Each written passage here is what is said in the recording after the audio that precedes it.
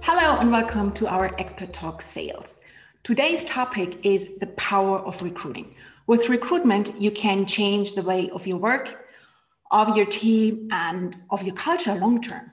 And who you add to the team can change the outlook on certain topics and also the whole way you go around business. And my guest today is Emma-Jayne Broadway, a talent professional with a passion for transformation and who wants to build a fair, inclusive and equitable world. She is the founder and CEO of the company Talent Partnership Consulting, with which she helps companies transform their workforce with recruitment. Emma, welcome and thank you for your time. Thank you so much. Thank you, Annette. Emma, as a first step, can you shortly introduce yourself? How did you get into recruiting and especially diversity recruitment? And why did you land a business in this context? Sure. So I kind of fell into recruitment like a lot of recruiters do, without showing my age. I joined a recruitment company back in the early 90s. Before we even used, gosh, I really am showing my age now. Before we had even computers, it was all very paper-based.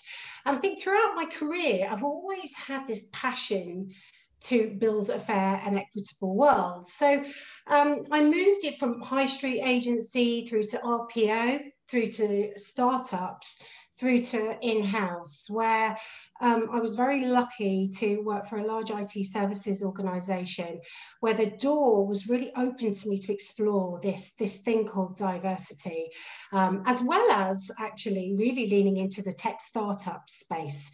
And it kind of brought everything together as to why I became a recruiter. And it felt like something I could actually do really to make a difference. Through the next couple of organizations that I worked for, I noticed, I looked at things through a D&I lens. So I worked in the leadership space, for example, bringing in, looking at senior leaders and how we could hire more and empower actually more diverse leaders within the tech sector.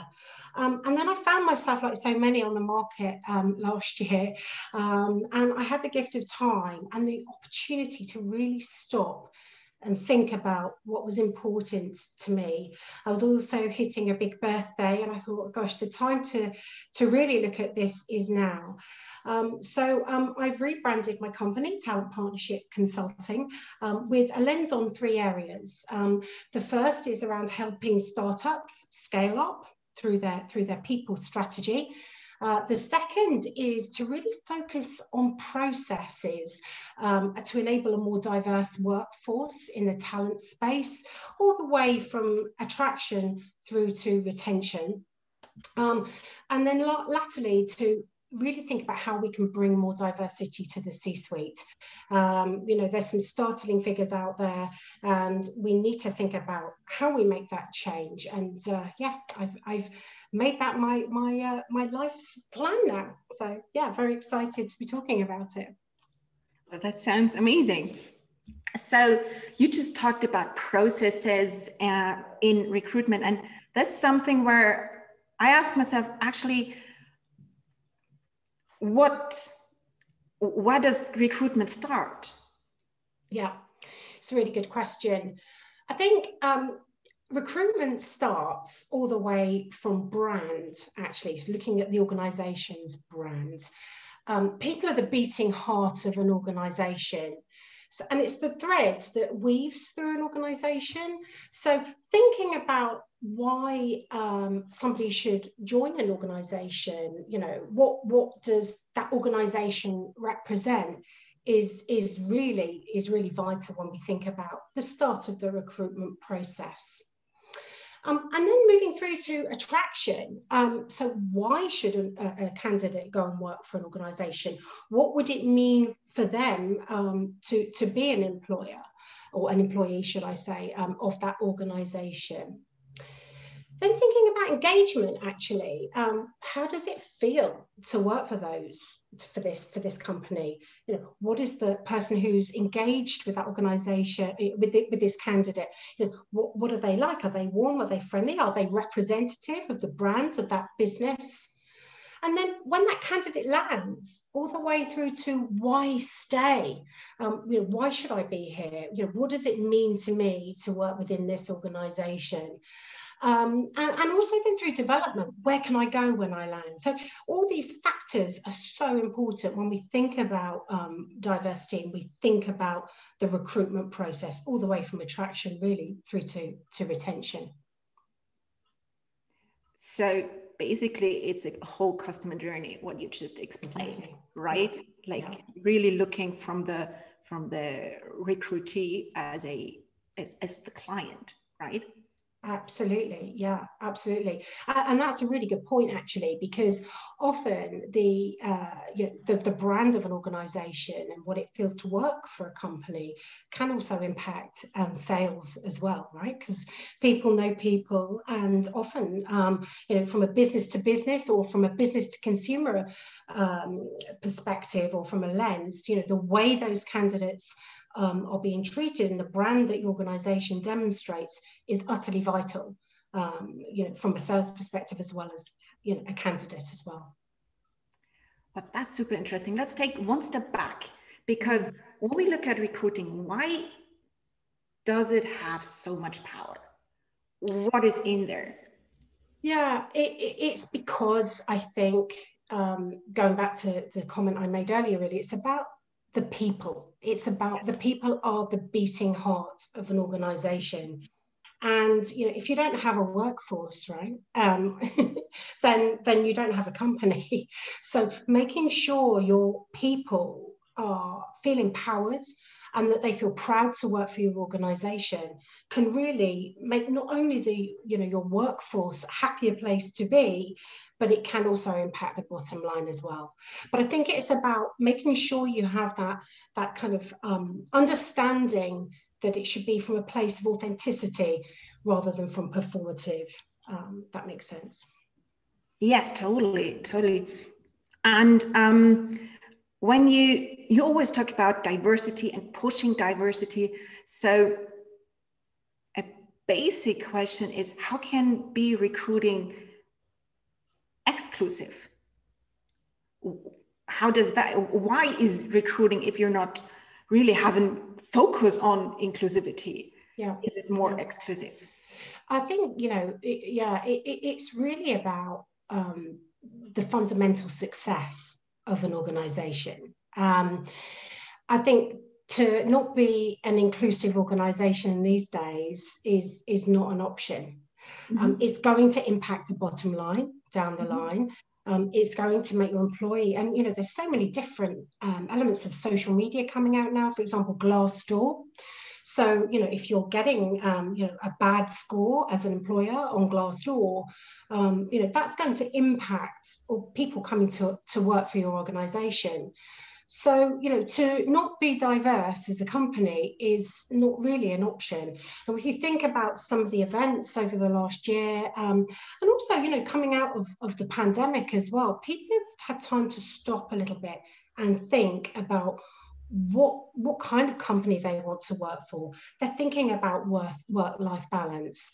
You know, I think we're in a real kind of change at the moment. We're in a transformation in terms of the way we work as an organization, as a global community, really, from the way we were back in the 90s when I started to where we are now. You know, we're working from home a lot more.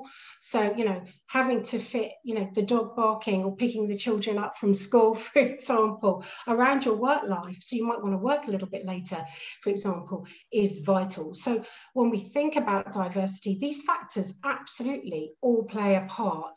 And, you know, inclusion is all about win-win. When we think about different cultures, different races, different genders, pulling together around that mission and that culture is vital as we move forward in the new way of working. So what are steps that I would take as a company to be more inclusive? Now, you mentioned like maybe flexible working hours, everything concerning that aspect, I guess. Not having all the time, every day, 9 to 5 aspect, something in that direction, right? Yeah, no, absolutely. And when we're thinking about gender in particular, having those flexible working hours is really going to impact how we hire perhaps more diverse individuals into our businesses. Mm-hmm. Is there something else coming to mind besides the working hours part that you can really like focus on? And yeah, I think that's a really big major area to think about as the world of work transforms, for sure. But I also think about some of the events that have happened in the last year, last couple of years, really. We think about the Me Too movement, for example, and how women have perhaps, I'm going to use the word suppressed, which is perhaps a strong word to use, but nevertheless, something that we should think about. And we think about the Black Lives Matter movement on the back of the treatment of George Floyd last year. I think all these are contributing to people really taking a stand and thinking, where do I want to go? Where do I want to be? What is the mission and culture of the organizations I work for? I don't want to work 14-hour days like I did before the pandemic anymore. I want to have more work-life balance. I want to do a yoga class at 11 o'clock, or I want to go for a run at lunchtime. And I want to have the freedom to really have that time to think about, myself maybe, and give myself some time to be able to work well and work effectively. So what are practical ways you can go about it? So do you mean in terms of the recruitment process or as an employee? In the terms of the recruitment process. Yeah, so I think it's time to look at your processes, to look at your mission and your culture, and think about that brand and what it represents. We're looking at, we've got now, which is a complete passion of mine as I just hit a big birthday. We've got so many generations. We've got 6 generations working together in one place at the moment. And each generation has being perhaps motivated by different elements. So when we think about recruitment, we need to think about those different impacts. So for example, if we take a startup environment, perhaps, where you've got predominantly a millennial workforce, how would they open doors into enterprise? Are they, do they need an older workforce, perhaps, to think about how that would work? And if they have a more diverse workforce, would that open up more markets for them down the line, rather than perhaps some of the traditional B2B organizations that have been around for a long time? And when we think about technology, that's a really good point. There is some elements of technology which perhaps inspire different generations. And I think we're in a place at the moment where we're going from one way of being and one way of working, and we've got to bridge that gap from A to B, I think, as we evolve as a global community, and when we think about the future of work. Super interesting. So when you, now I lost my train of thought. Great. Before you addressed, no, let's start another way. Basically, it all comes down from the identity of the brand that is, or the company that is. I think so, right? Absolutely, yeah. So really thinking about what is my identity, and how does, if I look at the diversity aspect, how do I do my culture, how is my culture, and how do I want my culture maybe to change so I can include more diverse employees? Yeah, absolutely, for sure. Okay, great. And to come back to another topic you mentioned before, you said in sales, it's a lot about the network, about employees that you hire. How do you go about recruitment and the power there? It's a really good point. I think what I'm finding is, certainly in some of the more established tech organizations, it's go and find me a woman, or go and find me a person of color. and which is great, and it's fantastic that people are thinking like that. Mm-hmm. But often they're thinking, go find me a diverse candidate. But I want them to have the same experience as me, a white man, say, for example. I want them to have the experience that I have. And I basically want them to be the same as me, but perhaps a different gender, or a different colour of skin, or maybe a different element of sexuality. So go and find me somebody like me that's a bit different. And that doesn't really fly anymore. Right. Because what a surprise. And the reason for that is, number one, a lot of these individuals perhaps haven't had the same opportunities. So when we think about the sort of kind of socio-economic background that these individuals may have come from, not all, I'm not putting everyone in one box, but as a majority. And so, what we need to, if we're going to bring a more diverse workforce through, we need to start thinking differently about the processes. We need to think differently about how we attract, how we engage. And I think, one thing to really call out is, should we be looking for people that are exactly the same as perhaps some of the existing members of the team? Because you know what, they're not going to fly, they're not out there, or they're very few and far between. So what we need to think about is looking at the processes and thinking about hiring to perhaps softer skills. And maybe if that individual doesn't have the experience that a white man may have, maybe a technical level of experience, for example, how can we fix that in terms of that recruitment process? So I'm going to call out what I believe is the golden ticket to diverse hiring. And I was introduced to this when I was at one of the largest IT services organizations a few years ago. And that's growth mindset hiring. Mm-hmm. So growth mindset, thinking differently, asking questions that are perhaps a little bit different from the main. So thinking about how future looking these individuals are. So if you were to hire, for example, a sales manager in the same likeness and being from a competitor as your organization, are they likely to take your business a stage further? Are you looking for those kind of futuristic, inclusive qualities within those individuals? Or should you be looking for something a little bit different? Or should you be looking for both? Can you restructure your team, the team dynamics, to enable that technical capability for those perhaps more diverse, less experienced or less technical individuals? How do we change the bar? How do we look at the job specs? How can we make that kind of candidate attraction process different? So I take two things with that. So on the one side, hiring diverse means also to have the path, a growth path in mind, to maybe not have someone who is exactly here where they should be, but to have someone with an opportunity. Yeah. Absolutely. And the second part, what you passed on, is this a little bit, I think it goes to traditional education systems, right? Mm-hmm. Because I cannot expect all diverse people to have the same academic background as a probably white middle class person. Yeah, no, absolutely.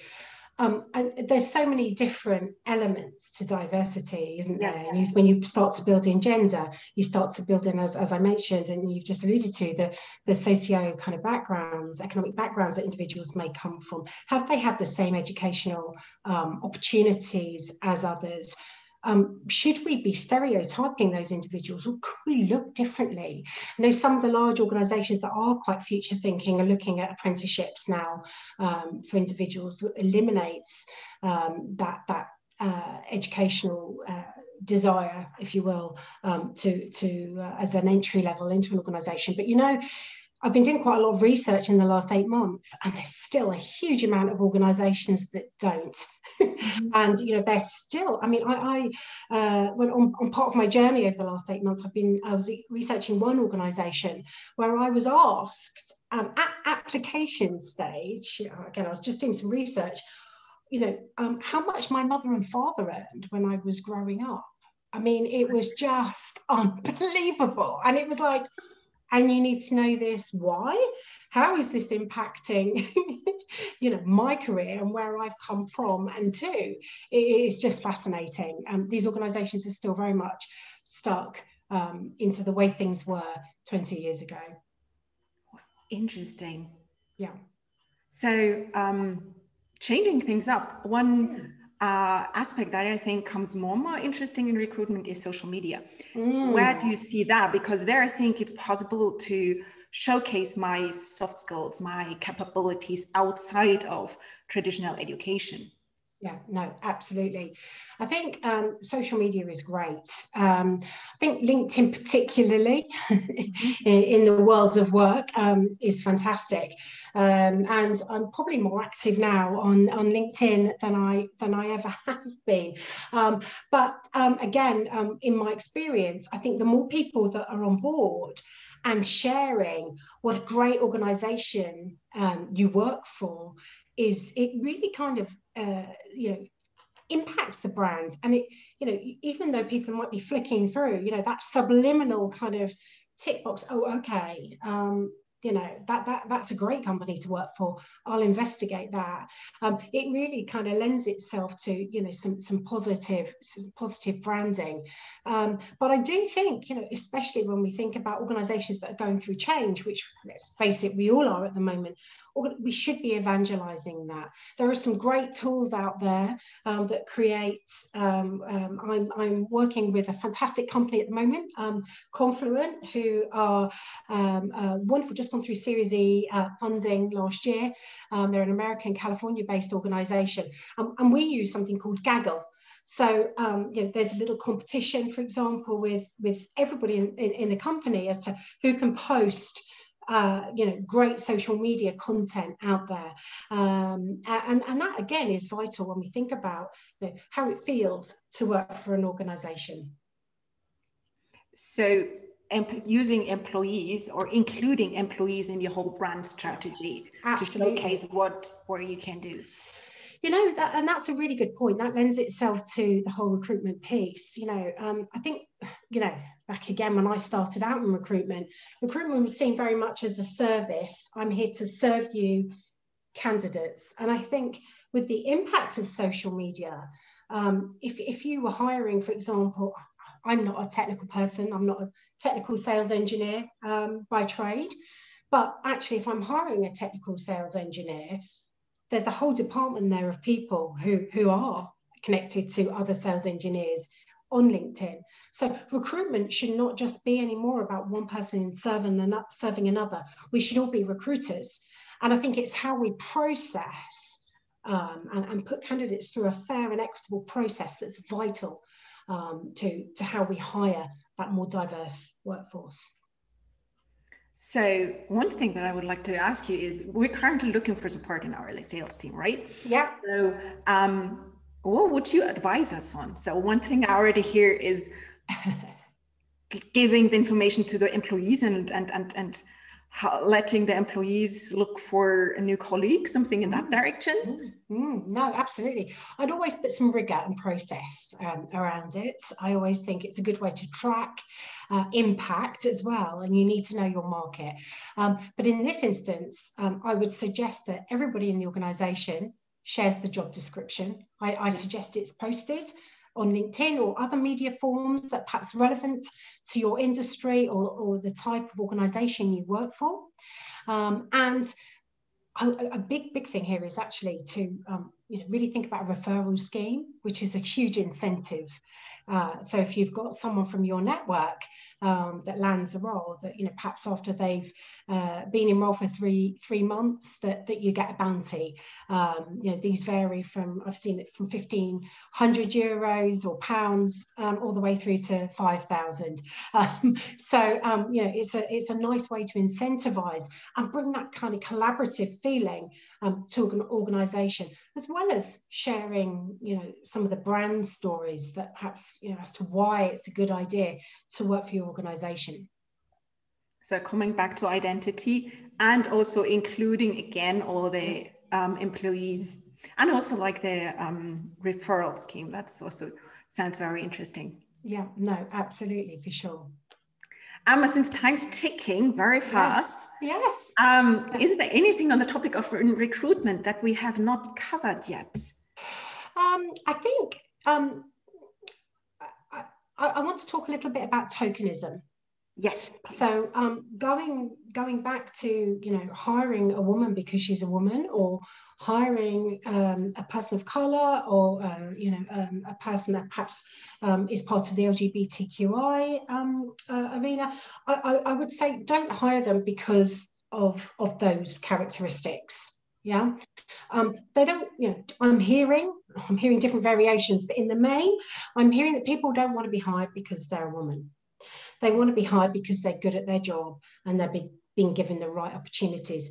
I think what we need to think about is how we hire them, and are they set up for success when they land? Do they have the right, especially when we think about the remote working elements at the moment, are they being onboarded well? Do they feel that sense of belonging, and do they feel that cultural, do they feel the culture of the organization, even though, you know, we're in a state of remote working at the moment? So you know, think about that, think about those development opportunities, think about the retention solutions, and think about the opportunity for growth for every individual when they land. Yes. That's super interesting. Thank you. No worries.